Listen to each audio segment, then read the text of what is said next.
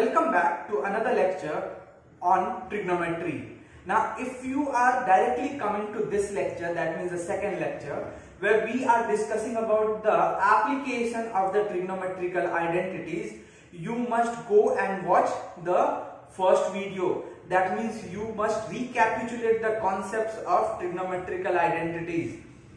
So, let us start with this topic. That means let us start with this sum. The sum says that tan square theta by sec theta minus 1 whole square should be equal to 1 plus cos theta by 1 minus cos theta. We need to prove this.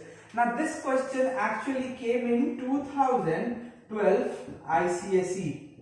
So this is a board question. Now let us start with the solution of this one.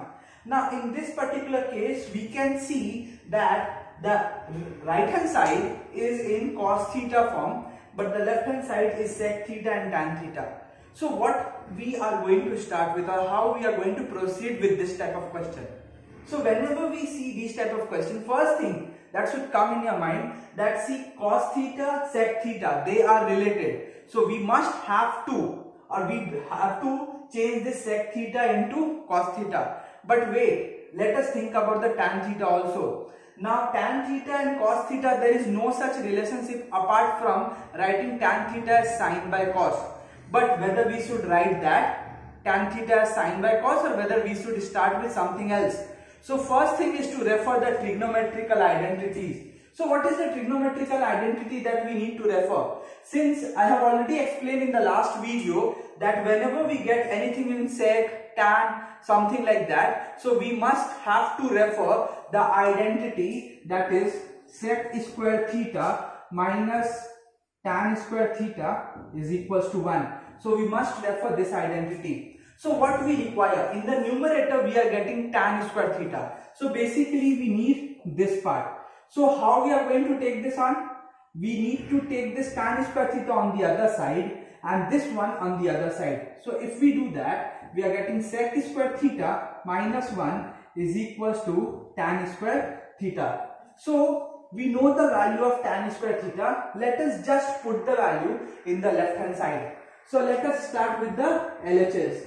So the LHS is tan square theta by sec theta minus 1 whole square. Now this tan square theta is sec square theta minus 1 divided by sec theta minus 1 whole square. So we just substituted the value of tan square theta over there, that is sec square theta minus 1. Now how to proceed further? Since we already know this is a square and this is b square. Now how it is b square? 1 square is 1 only. So we can write this as sec theta plus 1 sec theta minus 1 divided by sec theta minus 1 whole square. Now with this we understood that this part and this part will cancel out each other and the numerator will become sec theta plus 1 and sec theta minus 1. Now think that whether we got the right hand side or not. Since we are seeing the values that is coming in sec theta, but the right hand side is coming in cos theta, we haven't got the right hand side. So what are we going to do next? The next thing is to refer the trigonometrical ratios. Now what is the trigonometrical ratio that we need to refer? We need to refer this one. Sec theta is 1 by cos theta. Now we need to refer the trigonometrical ratio over here. We need to write this sec theta as 1 by cos theta plus 1 by cos theta minus 1. Now what are we going to do next? The next thing is to take the LCM. So let us take the LCM. If we take the LCM, we are basically getting, or let me write over here, we are basically getting 1 plus cos theta by cos theta divided by 1 minus cos theta by cos theta. So we are basically getting this part.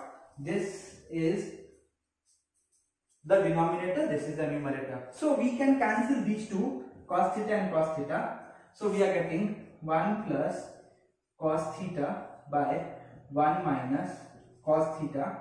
This is your RHS. Proved. So we understood that whenever we get any question like this, if the part is coming in tan theta, we need to refer the trigonometrical identities accordingly. Trigonometry is a kind of a topic that many of the students generally think is very difficult. But let me tell you, this topic is not at all difficult. The only thing is you need to remember where to put what. Remember that, where to put what. Now where to put what means whatever thing that you observe, you think accordingly. You are getting tan square theta, you think about the trigonometrical identity of tan square theta. You are getting sin square theta, you think about the trigonometrical identity of sin square theta. Now let us take one more example just to understand this topic better. Now let us discuss one more question. Now this question came in 2013 ICSE examination. Now many of the students are generally very scared from the root part. Whenever they see root, they feel like it cannot be done. We are unable to do these type of questions. It won't be possible for us to do. Now with root, it is not that difficult. But we need to remember the basics, or we need to clear the concepts very clearly. What is the concept?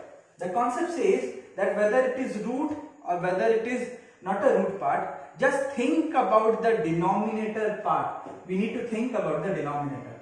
Now in this case, the denominator is same. The only difference is that in this part, the denominator is present inside the root. Over here, the denominator is present outside the root. That means we don't have any root containing term. So how can we remove the denominator? Now for that, we need to refer a topic that is called rationalization. Now rationalization was already there in class 9. So why we require rationalization over here? What is the necessity? Now in this case, rationalization we require in a bit different way. We want to remove the root containing term. Now how to do that? Let me start with the solution of this one. Then all of you will get it. So 1 minus cos A by 1 plus cos A. The concept says that if we multiply this 1 plus cos A with the same term, that means we multiply 1 plus cos A with 1 plus cos A itself. So we are getting 2 times 1 plus cos A inside the root, which will go outside the root, so it becomes 1 plus cos A. So if we multiply this 1 plus cos A in the numerator as well as in the denominator, so we are getting this 1 plus cos A 2 times inside the root. So what will happen? It will give you a whole square. And what about the numerator? The numerator is a minus b and a plus b. So it becomes a square minus b square. And this part is 1 plus cos a whole square.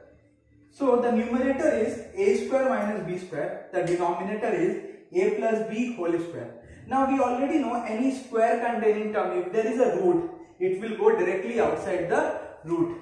So we can say that it becomes 1 plus cos A root over of 1 minus cos square A. Now what to do with this 1 minus cos square A part? Now what is the identity that we require over here? I have already told you multiple times that whenever we get cos square A, we need to refer the identity related to sin square theta or cos square theta. So what is the identity? Let us write that, or let us recapitulate. So the identity says sin square theta plus cos square theta is equals to 1. That is the identity. So if we take this cos square theta on this side, it becomes 1 minus cos square theta. So sin square theta is 1 minus cos square theta. So that is the identity. Now we see that 1 minus cos square theta is sin square theta. Some of the students generally have one more doubt, that sir, in this particular case we are discussing about theta and in this one we are discussing about A. So what is the basic difference? Why we are considering these two as same? See, theta and A are basically an angle. An angle can be anything. But think about the identity that we are discussing about. The identity is related. That means this 1 minus cos square theta or 1 minus cos square A will basically give you sin square A. So inside the root we will write this as sin square A. Sin square A. Now again a square containing term is present inside the root. So if it goes outside the root, it becomes sin A by 1 plus cos A. This is your right hand side part. So it is proved. I hope you understood this question and you understood how to proceed with any question related to root containing term. In the next video, we are going to discuss few more questions based on this topic.